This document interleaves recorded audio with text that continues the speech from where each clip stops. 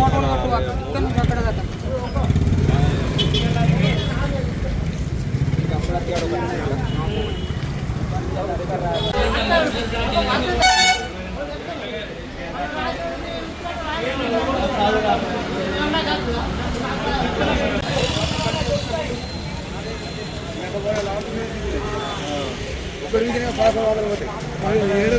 మీరు ఏం madam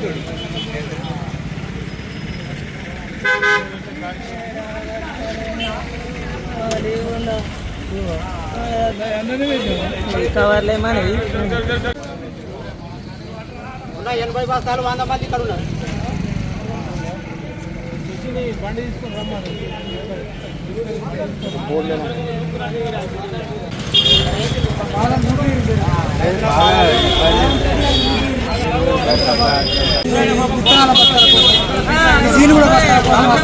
నిన్నట్టు line పడితే ఇప్పుడు అందే పరిస్థితి కూడా లేదు. ఎప్పుడంటే మేము ఎట్లా బతుకుతాం? ఎన్ని గంటలకు వచ్చారు? ఇప్పుడు 6 గంటలకు వచ్చారు. మొన్న ఒకసారి వచ్చి మరిపోయాను, దొరుకుతలేదు. దేనికి వచ్చారు?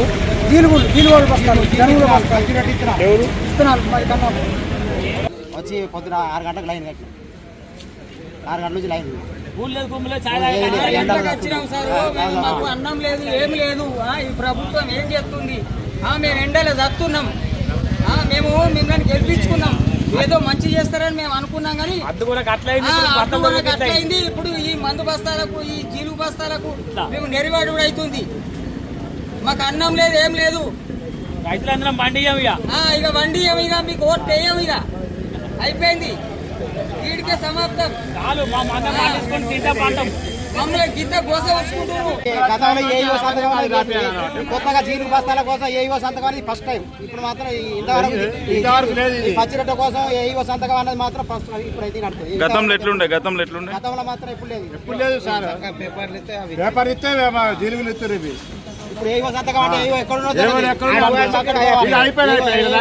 పొద్దున లైన్ పడితే ఇచ్చే